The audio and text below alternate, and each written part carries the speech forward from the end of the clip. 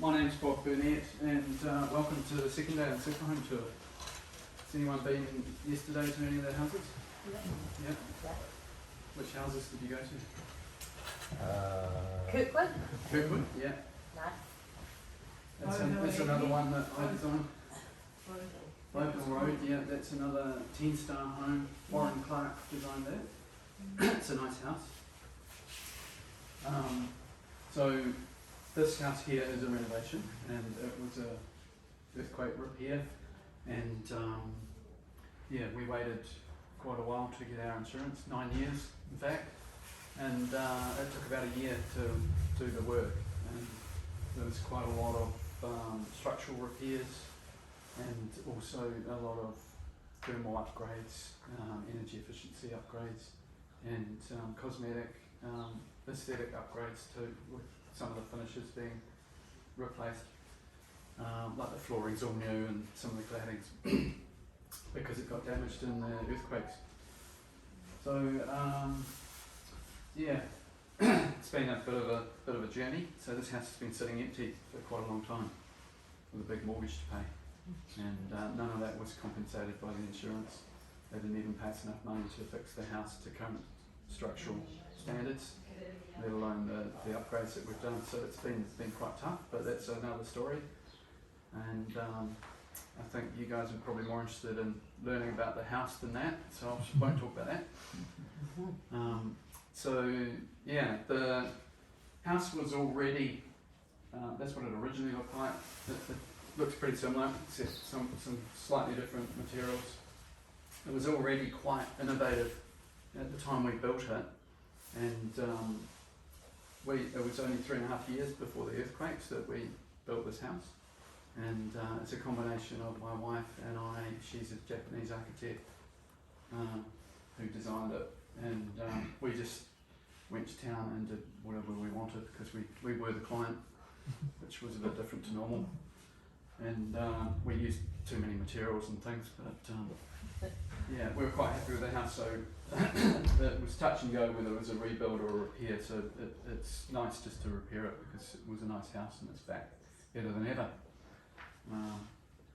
So it's got kind of 3 levels with a couple of split levels just to fit the shape of the hill, and it looks like 2 from the back. It's on a steep hill sloping to the west, and so it's got a northwest aspect, completely the wrong direction for the solar panels, so the solar panels are sticking up on a bracket.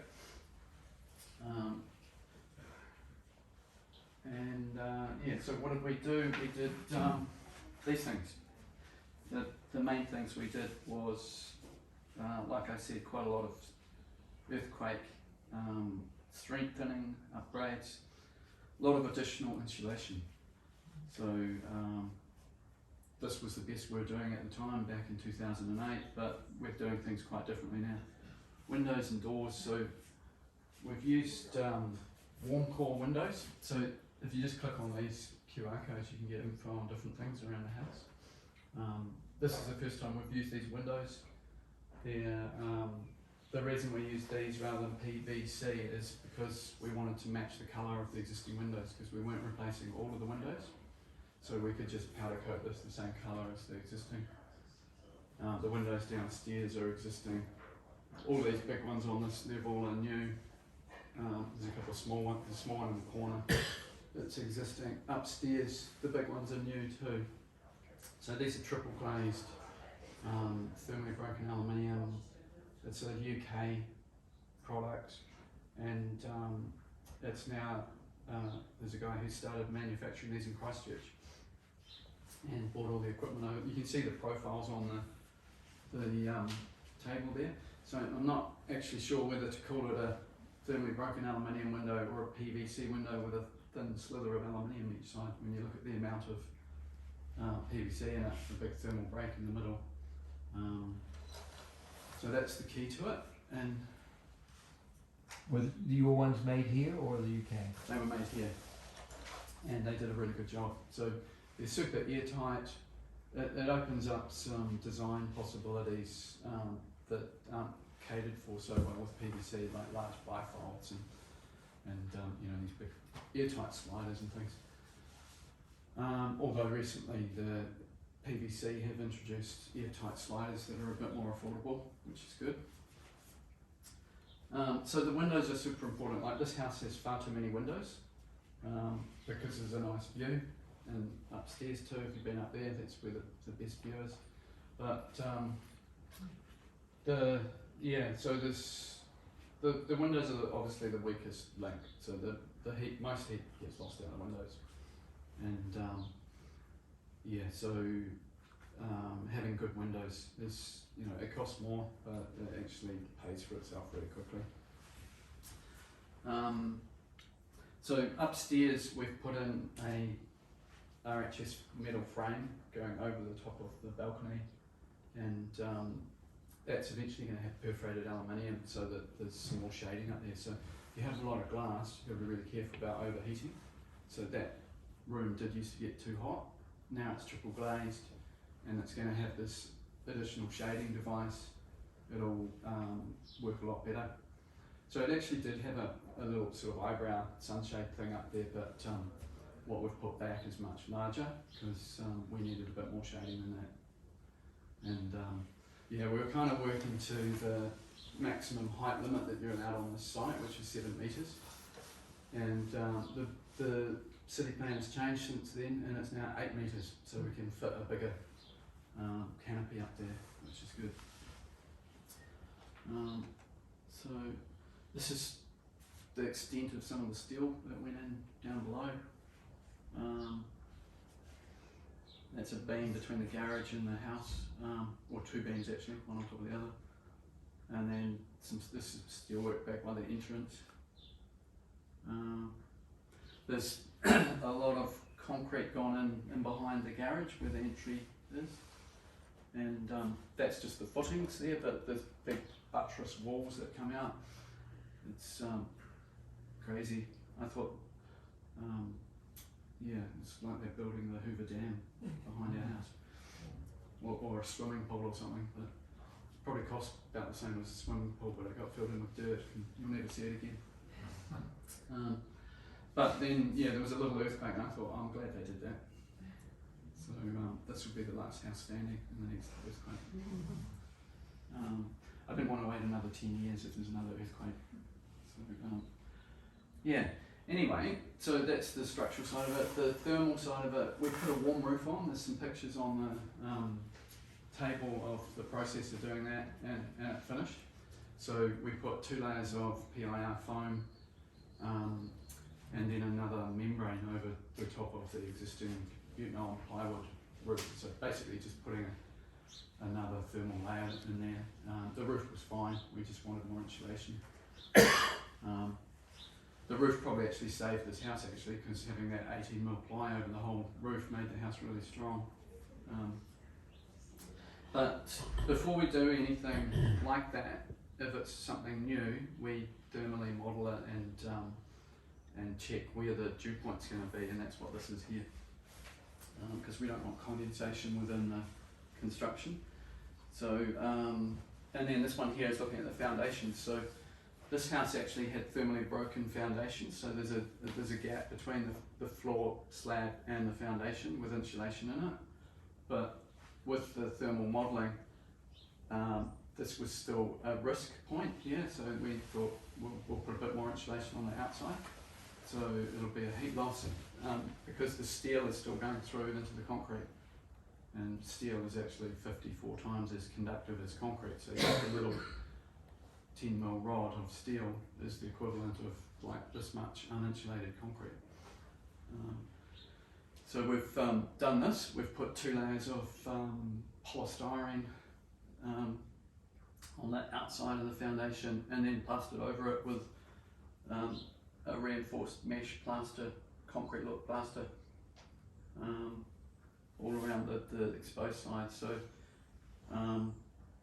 that's what happened to the original stonework. A lot of it got cracked, so it all got taken down. We didn't want to put the heavy stone back. They were big 600 by 300 blocks of Hanawara stone.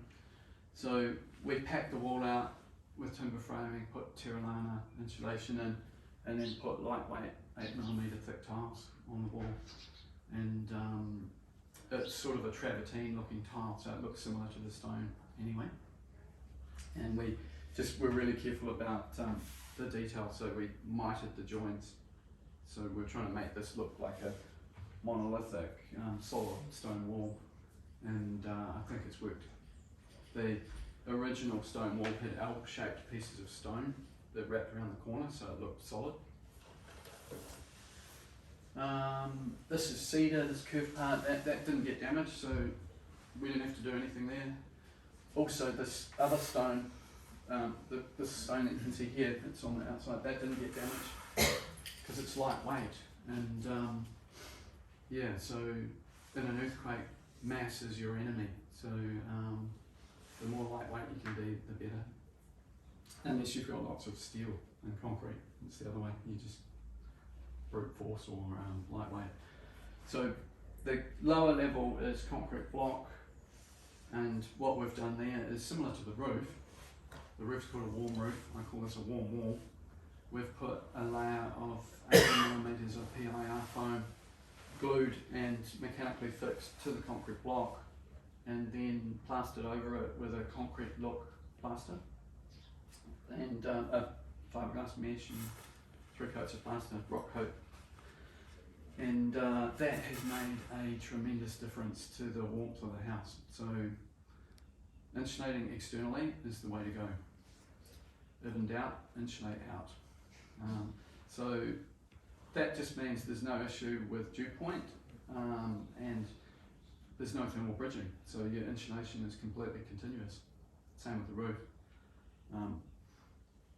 So that's pretty much the thermal upgrades, and there's the sunshade just as that was getting put on top of the roof there.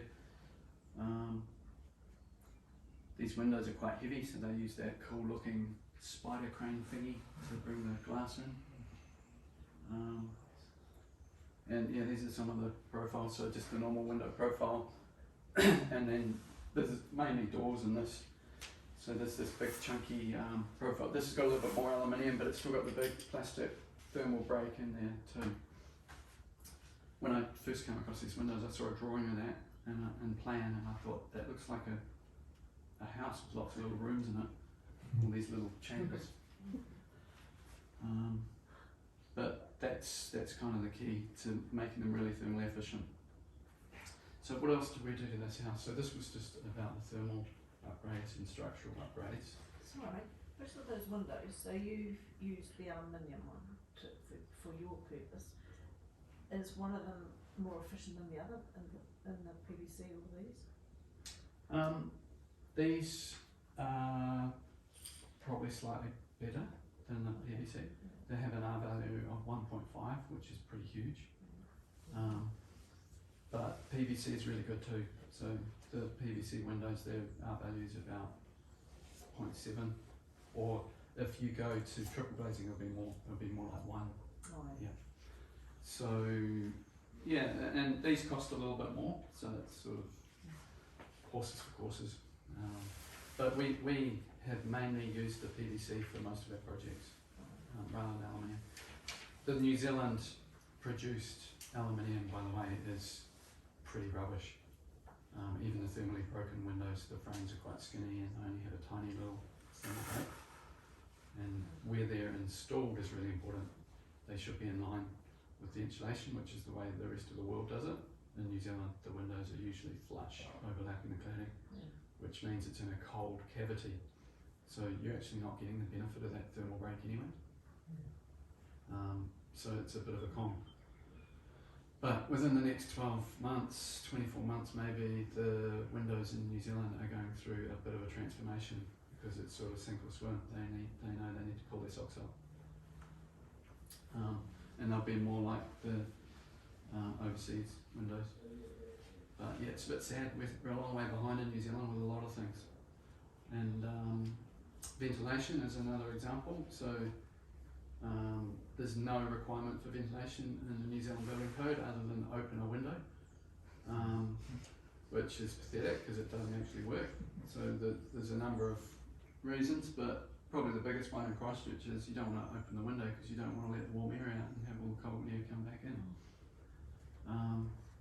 So this house here, we actually managed to fit whole home ventilation and retrofit it. It didn't actually have that.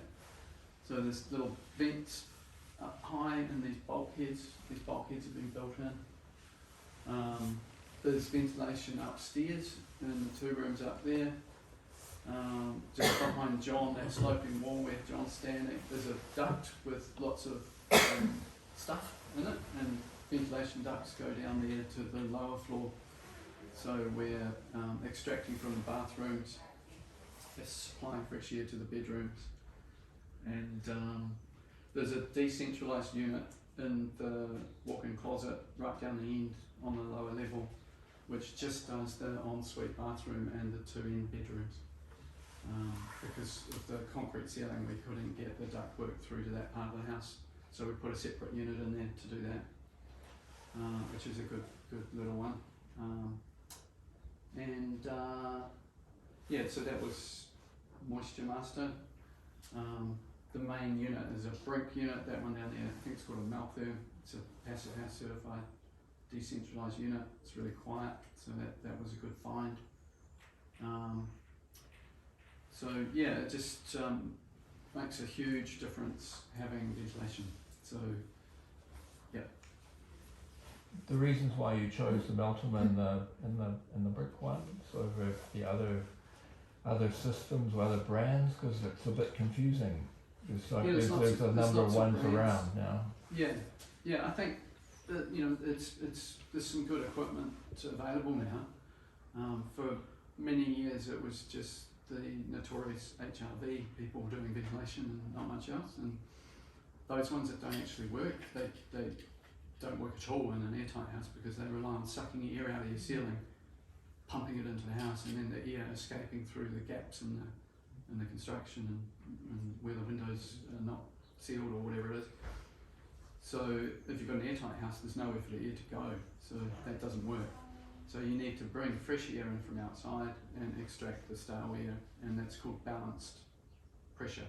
So there's positive pressure, which is the other one, and it actually does work in a really drafty old villa because there's plenty of space for the air to go, but it doesn't work in a modern airtight house. So yeah, the balanced energy recovery system is the one you need. And yeah, the reason for that is just the air inside our homes is 5 to 10 times worse than the air outside our homes, and because it's invisible, you can't see it. People don't think about that. The build-up of CO2 in bedrooms at night, if you don't have ventilation, it can be quite bad. And also just getting the moisture out of the house as well is really important. Makes it healthier and easier to heat. And removing the toxins from the various products and things. So build tight, ventilate right. That's another mantra. So that's important. What else did we do in this house? We changed some of the lighting. When this house was originally designed and built, LED was just starting to come in, so there's been a few lights changed. There is a central heating system, but it hasn't been turned on because we're waiting for the equipment to arrive from Norway.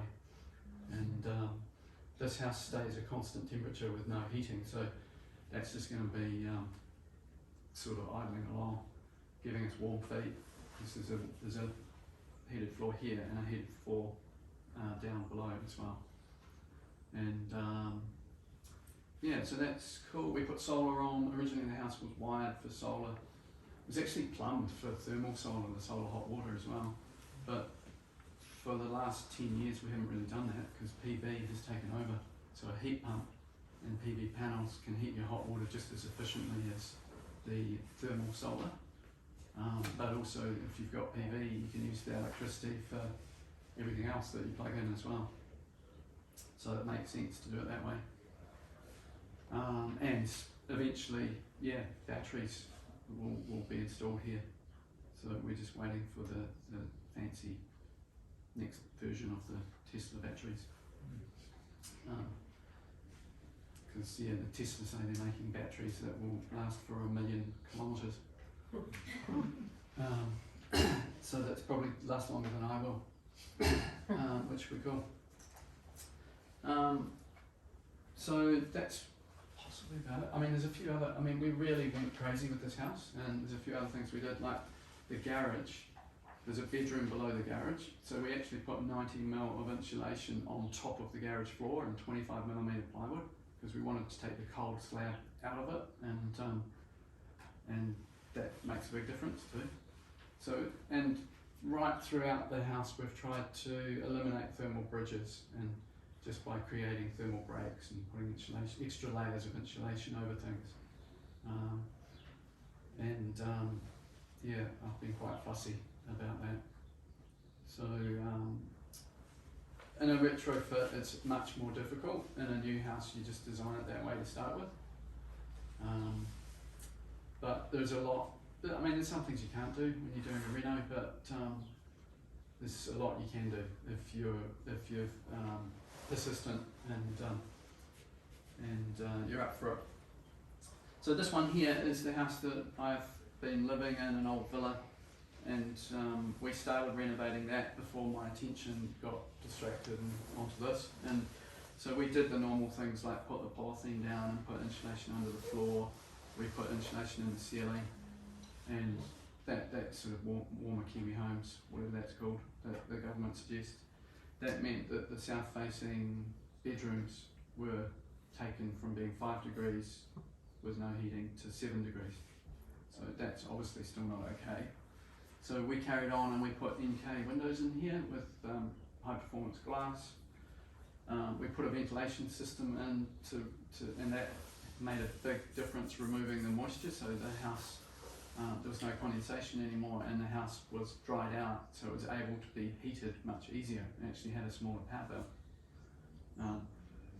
It's because the ventilation system doesn't use much power, but it just made it easier to heat because it was dry. So it's not finished. So we need to go back and do the walls, because you can't just do some things and not do everything. You've actually got to do everything. So what we will do is remove the weatherboards and then put in Terralana insulation, pack it out, so put some battens on there so the walls are thicker, and then put new weatherboards back, and then that house will be done. So if you just do part of it, then the heat is cunning, it'll find its way to the weakest link, always.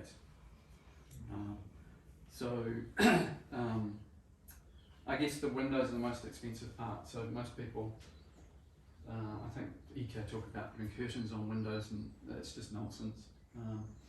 Putting curtains on windows might help for a short time with trapping a bit more air in the house, but what it actually does as well is it means the glass is colder and it creates more opportunity for condensation to form on the glass. And then those curtains with lots of condensation on the glass behind them, within 12, 24 months, they'll be mouldy. So it's a band-aid solution, it's not a proper fix. So you really need to do the windows. And my way of thinking is, if you've got windows, the windows are there for a purpose. They're there so that you can have light and so that you can have a view outside. If you've always got curtains drawn over them, then that's not really, you can put plywood there and then it's no longer a window equally, but yeah, and also ventilation too. So what we did in that house is everybody's on a budget, and so we thought, okay, we'll do the south-facing bedrooms, and we put new windows in there, 3 bedrooms, and you could progressively do it, come back a few years later and do the living spaces. But in most New Zealand houses, the living room's heated and the bedrooms aren't. So that house had a wood fire and 2 heat pumps in the 2 living spaces, and nothing in the bedrooms, and that's pretty common. People from overseas think we're crazy in New Zealand, by the way, just heating one room and then having freezing cold bedrooms, but that's just one of the anomalies of New Zealand housing, I guess. So yeah, if there's actually a focus in the government's healthy home standards on heating living spaces, and nothing for bedrooms. So effectively they're saying we can still tuck our kids into the fridge at night, and that's okay. So New Zealand government healthy home standards are just pathetic, so we need to do much better than that. So don't be fooled by the words healthy home standards, it's not a healthy home.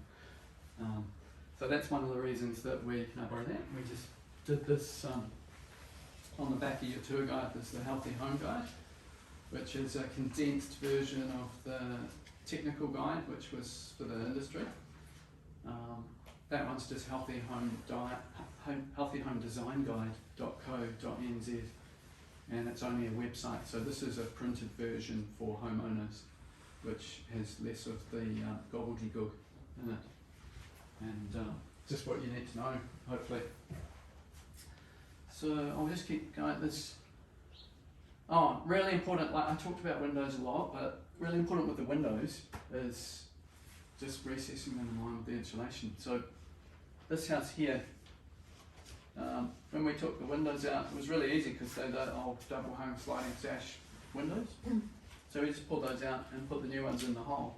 So there was no redoing of the frames, the reveals, and no jibbing or anything like that. It was super easy. Notice anything about this? In an old villa, the windows are actually recessed. So we've actually gone backwards with modern homes. We're doing it worse than what we were doing it back in 1906.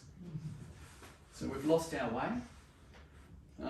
This drawing here shows a super wall construction. This is in the Healthy Home Guide. So the key thing here is, well, there's a few things, but thicker walls, but with a services cavity for your plumbing, electrical. So you've got an airtight membrane here,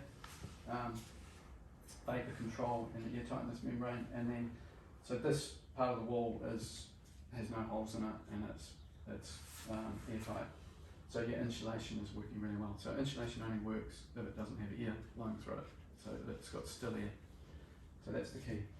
And then you can see where the window is. The window is, the pink part is the warm part of the wall, so the window is installed in line with the warm part of the wall. New Zealand, 99% of windows are out here overlapping the cladding. And what's wrong with that? Well, that's blue because that's the cold part of the wall. So your window's sitting in the cold part of the wall. So even if you do good thermally broken windows, they're not actually going to work because the cold air still gets behind them unless they're recessed. So yeah, so that's cool. It's hard to do air tightness in existing homes. Sometimes the biggest issue is the power points and the light switches, because that's where there's holes. But with this, and you could put a services cavity into an existing home too. You'll just lose 50 mil of your space in the room. And in an old villa, that's probably not a big deal because they're quite big rooms anyway. And then that just takes out those holes where the sockets and switches are. Although no, you have to rewire it as well. So yeah, it becomes a bit of a mission. So this house here, when we did this nice wall, where is it?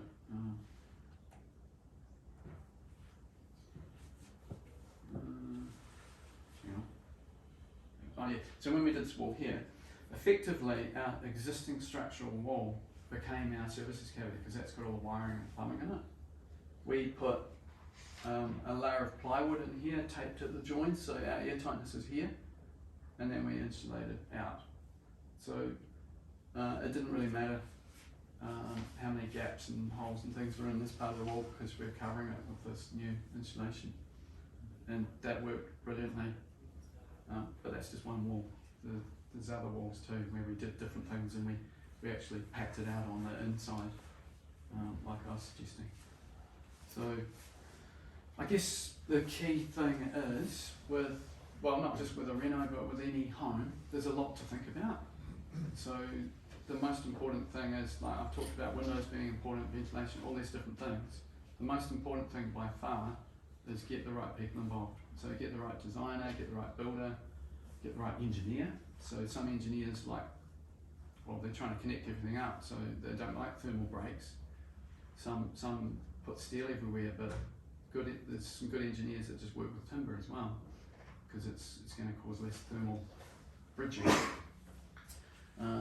So yeah, just having the right team of consultants all the way through who all understand what you're trying to achieve and all work together towards the same end goal, and that's really important. So the Superhome website has a list of people under who. It's got about 25 architects and designers, and about the same number of builders, and then all the supply companies that supply the products that you need to do this. So that's probably about me, except I'll just tell you a little bit about a couple of other houses on the tour. So this house here, this on the table here too, this was the first Superhome. So this was built in August 2015. So when we finished this, we launched the Superhome movement, and that was the first 10-star Homestar rated home. We did two. There was a single story one next door which was sold. This has been our office for 5-6 years now, and this is now being sold. Has anyone visited that house? Yeah. Yeah. So I went there yesterday, and it was like quite cold yesterday and raining, and they had the door open and it was still nice and warm inside the house. It's got a heated floor.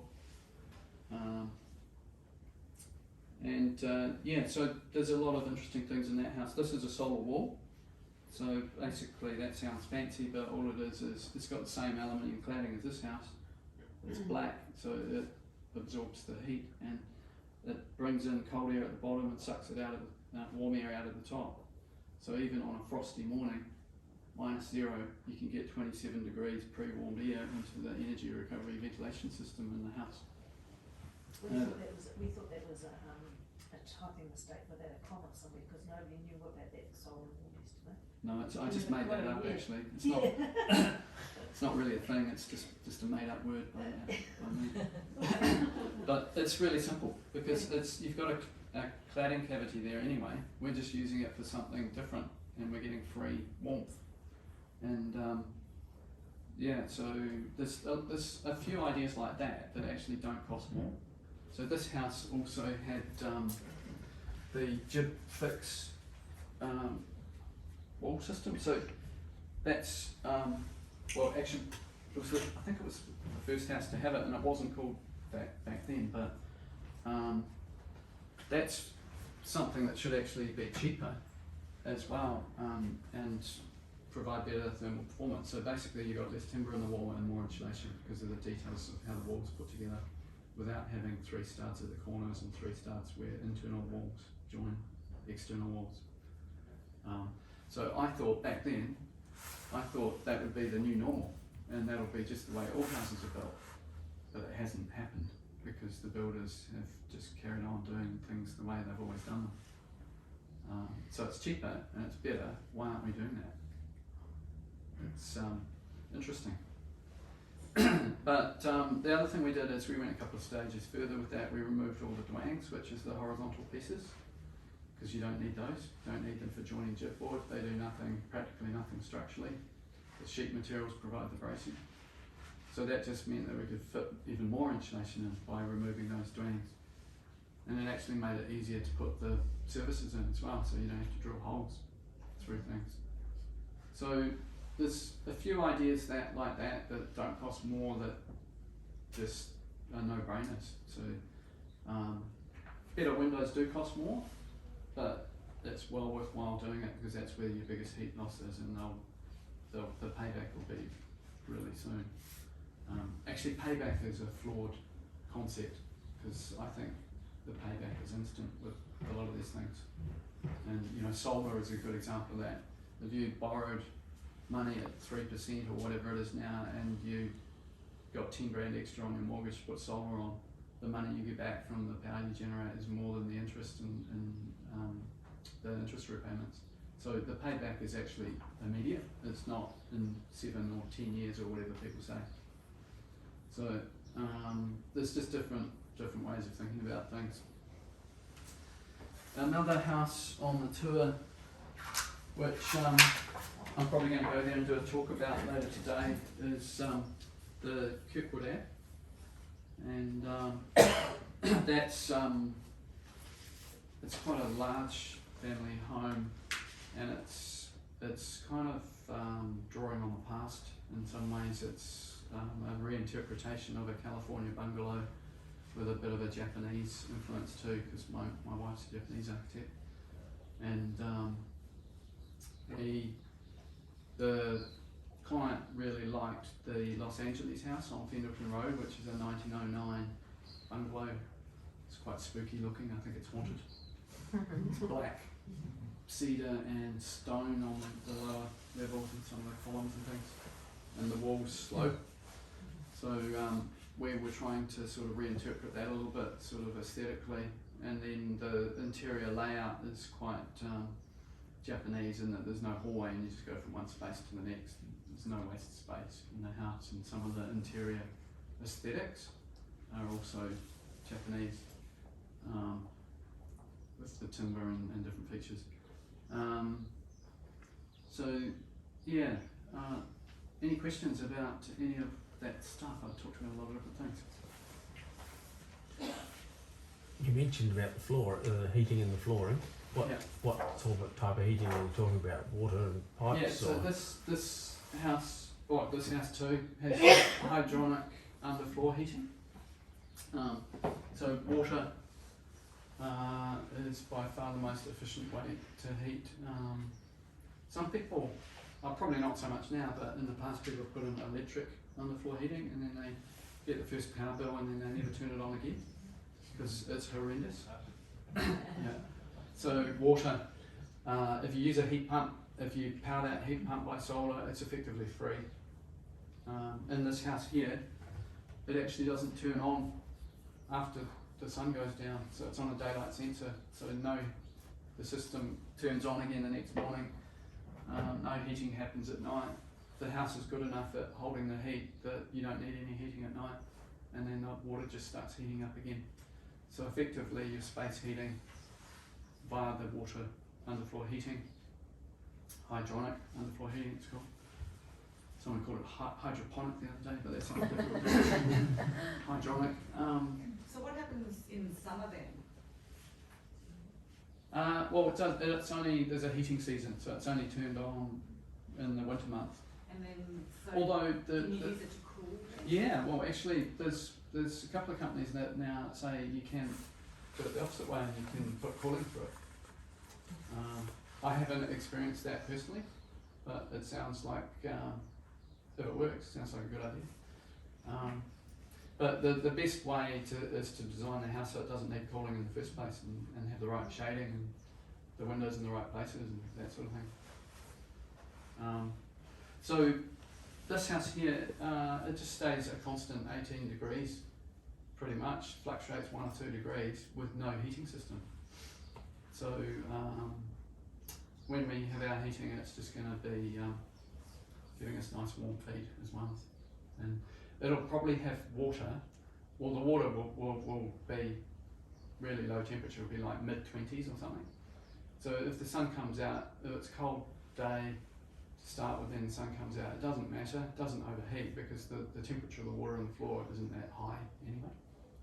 But in a normal house, you'd have to have like 40 degrees water temperature running through the floor to get the amount of energy into the house that's required to keep it at a reasonable temperature. These sort of houses, you don't need that. So it's quite sort of gentle and subtle. Some of the people we've spoken to say that if you've got a really good thermal envelope and a good passive house, you don't need hydronic heating at all. Yeah, So well, I'm quite confused about that. yeah, don't be. Just think about, forget about that. Just think about, do you like warm feet or not?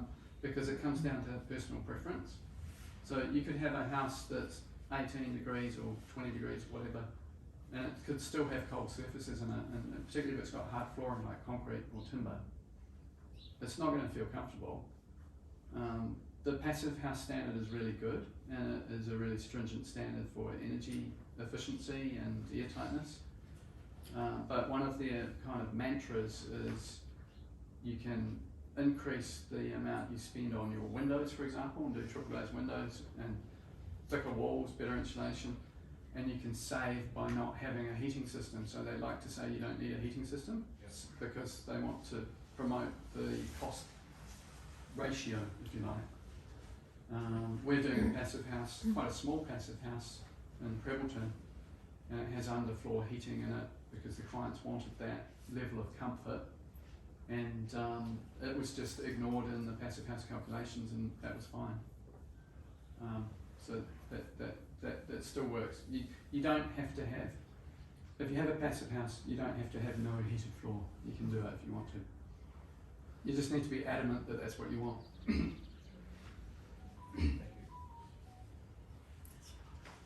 Sorry, I'm kind of late, and you were talking about the windows. Can you just run over the aluminium windows Yeah, and so- the system that you've got? So these windows are thermally broken aluminium because we wanted to match the colour, powder coat colour of the existing.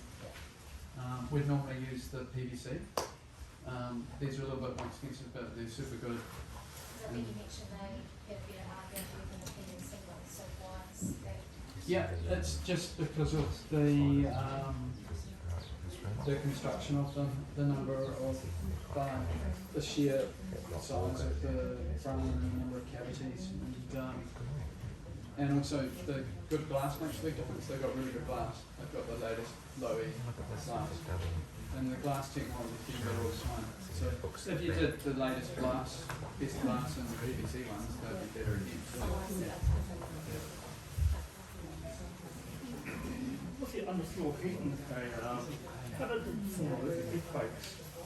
All that, Yeah, a lot of people ask that. damage, not all this stuff, right, to be Yeah, it's a really common question. There's, if your underfloor heating is affected by an earthquake, then you'll get cracks in your slab anyway, and you'll have bigger issues, so you probably already got this is your underfloor heating at local levels.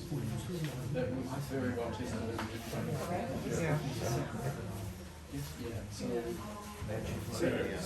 So this house has your system is slag, and it wasn't really except for when the building was drill holes in the floor, after the meeting, don't drill holes in the floor. yeah.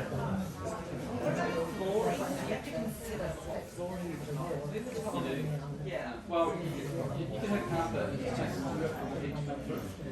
So it'll be quicker for the heat to come through with timber's okay, concrete's even better, tiles is good. Looks like there's lots of movement in the timbers, so you shouldn't continue running.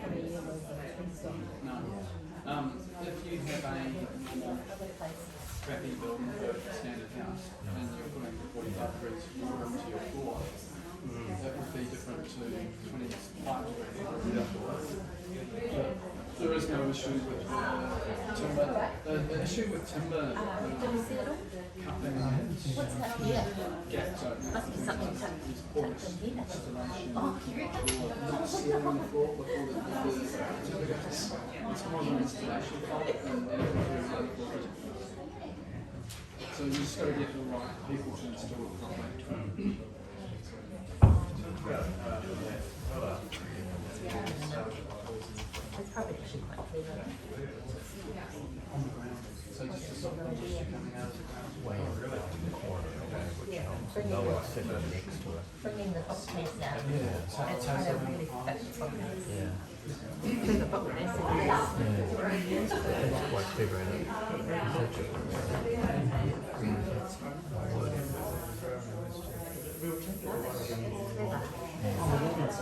I think that is amazing, really. although it sticks out from the wall. But yeah, And you then you do your side, use the black.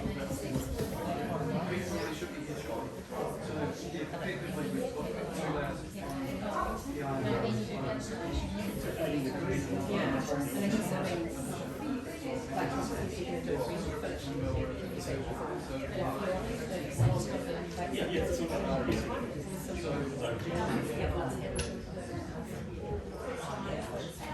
you take the iron off. Yeah. We're actually doing that at the house out in the range. So instead of having insulation at the ceiling, we're insulating. Yeah. And that makes you space for the ventilation and things. It's better for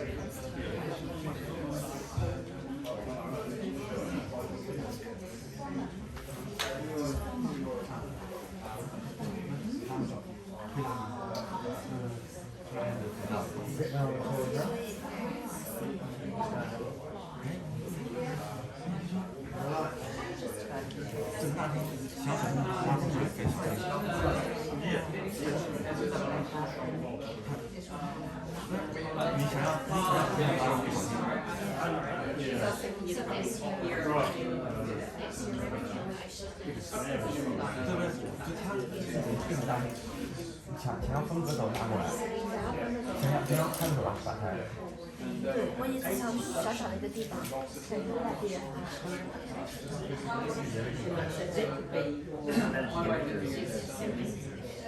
Yes, I like houses to be sort of high-tech, low-tech, so using the latest technologies, but you don't have to. There's about 40 houses on the go. Or due to go. Is there yet 83 workers? I don't know.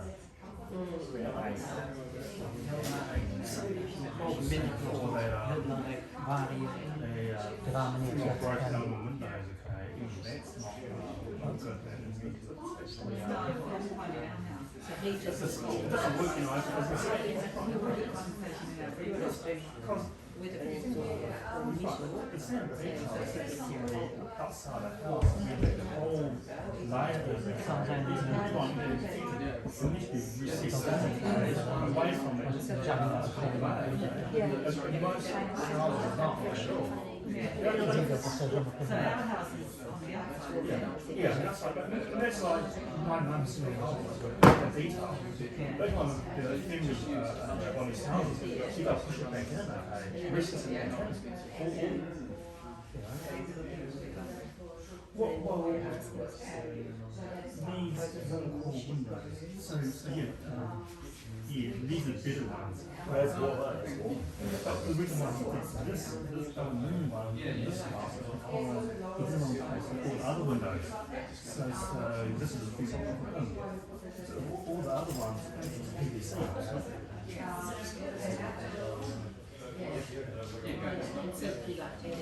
You want to match? Yeah, match something. Yeah. Oh, is it really? Thinking about it. So he had this is basic. Oh, this is pretty good, isn't it?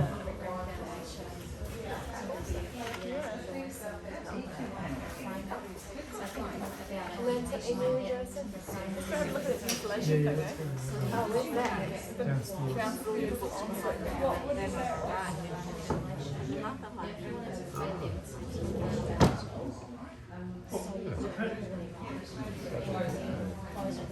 Yeah.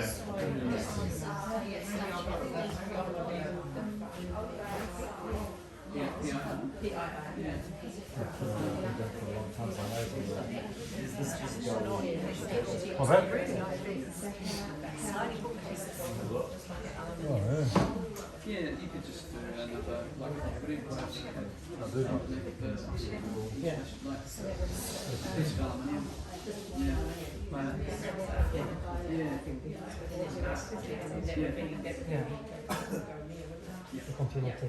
Yeah. So we're similar, but slightly different. We're doing something like that to I think they wanted that.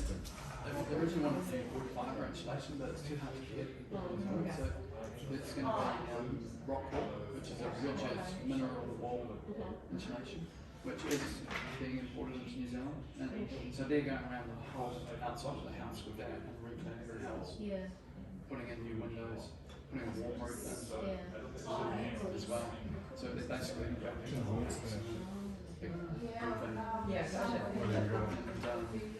they're just they're just into it. And so the house isn't changing at all inside. Normally people will renovate and change their finishes or their kitchen. Yeah. So their house is exactly the same. It's just getting new clothes. You do better.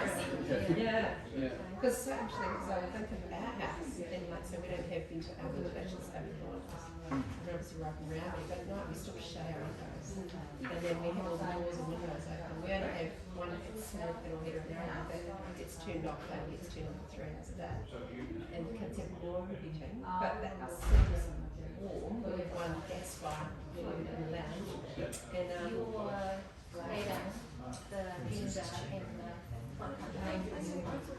true, yeah, true. We have concrete at one part of us that doesn't warm. It's really interesting. Just thinking what We do a wood frame house. We set that up very easily. Yeah. Yeah, no, it's actually it's sharp. and then they just shut the door and they're sitting there gaming. It's like they won't have the window open, and it's like there's something wrong. Particularly when there's door on it. Superhome, I'm like, And I've been sure I missed it renovating in the 1960s. it's like incredible. Like you Yeah. learn so much. If you get round to it, there's a house in Manchester Street, Manchester, Purchase Street. In Croatia. Yeah, well, it's actually 3 townhouses. And Oh, the so thing- when we used to yeah, so they're monitoring this year too. They're monitoring that house. And they were 3 different tenants, and they were just seeing how people were using the house. I think because we get arrived late, they can miss some of that. Yeah. Yeah, we got a bit of a timing with that. Yeah, I just think. And different flatmates were like having like 5 parts CO2 in their bedrooms, which is really dangerous.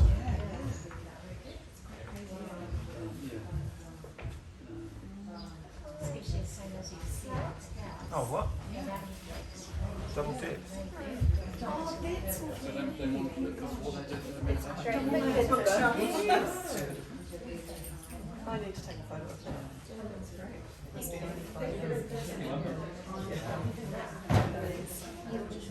Is that okay? I'm going to put you down, alright?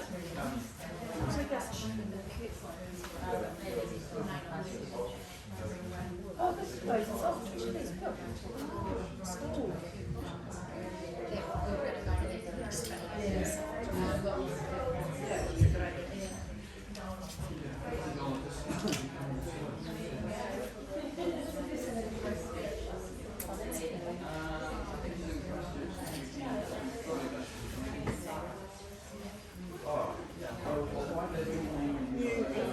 Oh, there's some bookshelves.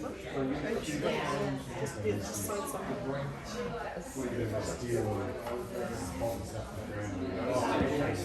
Just showing Ray how it works. It's just very simple. They're just the people that we. Yes, music. It's just fantastic. The work system is actually exactly the same. It's just what it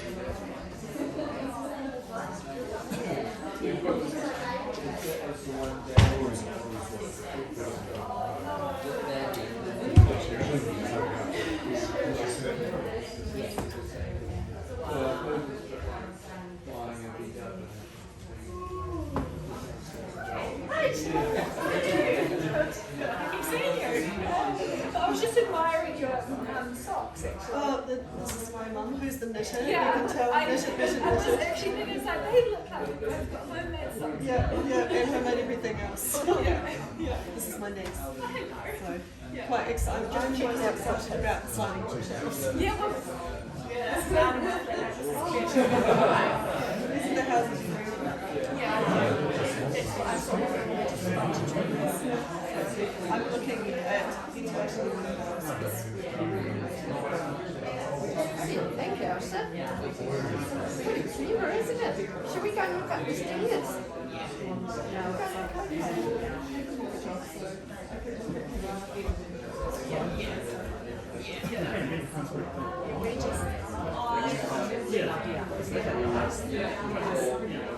Yeah.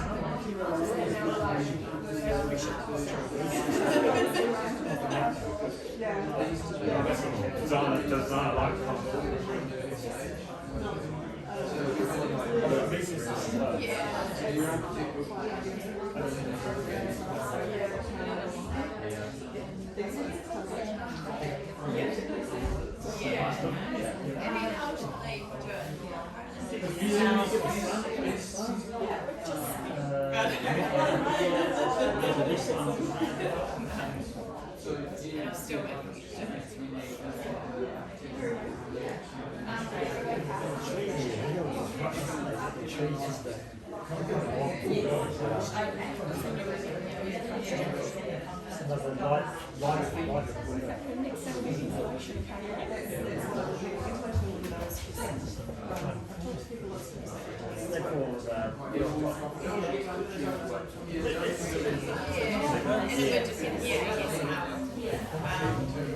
Yeah, but that's the sort of play that's the sort of play that I'm not supposed to decide, but having that hole that is put, so you can put stuff. But I like the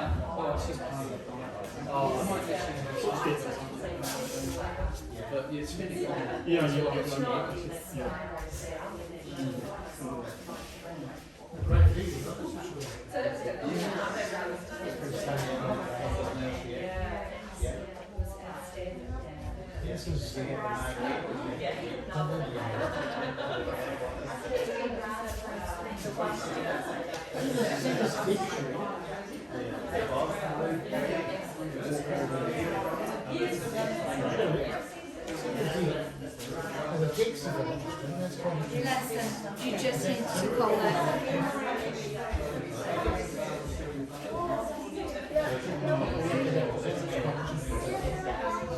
We're not for us to play with today. It's like what it's for.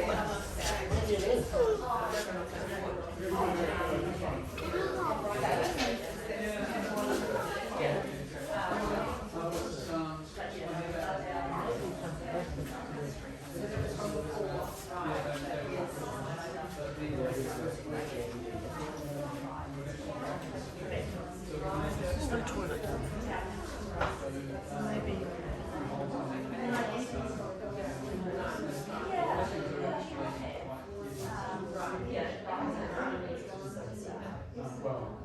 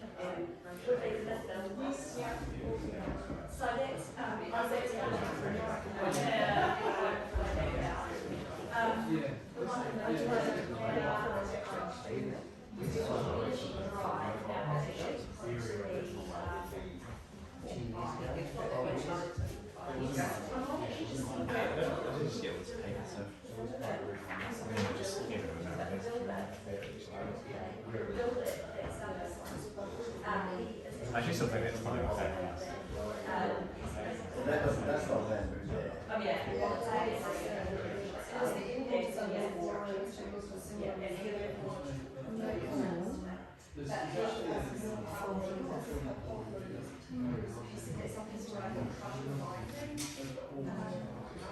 That's bamboo.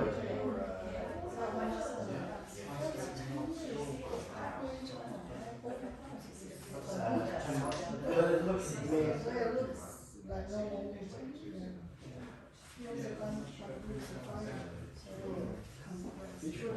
normal.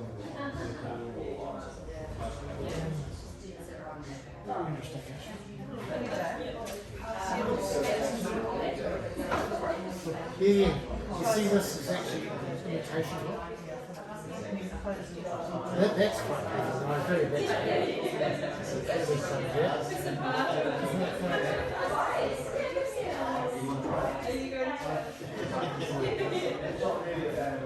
Maybe upstairs happening, not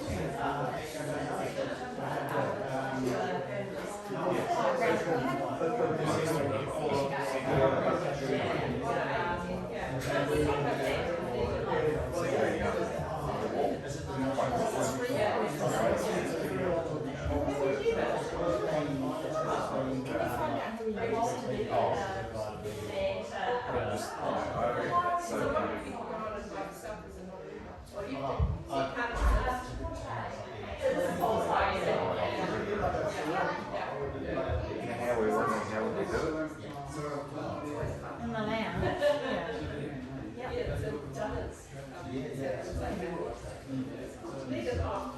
Just remember asking about it. Yeah, no, I've been meaning to do that.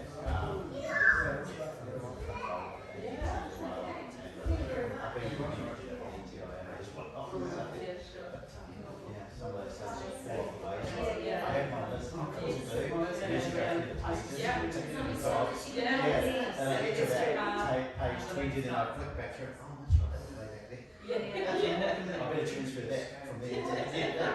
That's one of those. I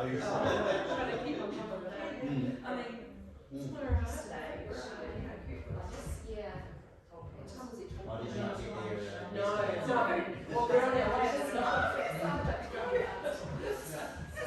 I was thinking, it must have been because when I got home, I went straight to my chair and started working, and then I just got my phone upstairs. I turned back down. I saw your text. And I thought I was like about 5 o'clock or something like that. Gee, you must have. Oh, sorry, quick.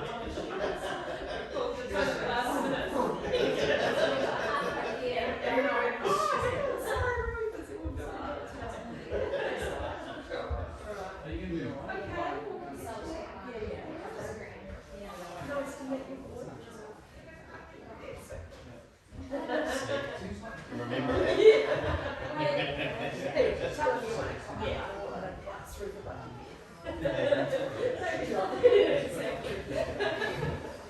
No, you want to do some chores, do you say?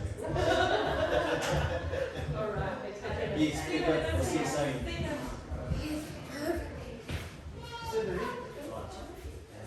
Sydney. Yeah, it's not, you can't play with it.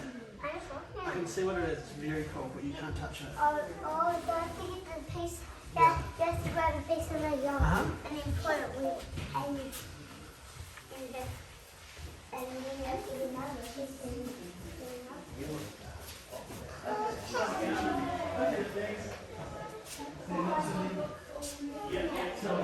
Just wondering if the ventilation system lives in this place. If you go back to the entrance, Oh, okay. Cool. And tree grazing, I'm interested in ventilation windows as a renovation rather than a new one. So we found out that Yeah, I guess so, yeah. Yeah, I'm not staff anyway, so if anyone wants to hear about warm rooms, I'll just gather all around and, so what's the also do is we specialise in the membrane roofing and other roofing types of systems. And many years ago we introduced into New Zealand. And it's by using an American and Canadian product with the ISO panel. We can install it in new roofs and retrofit roofs.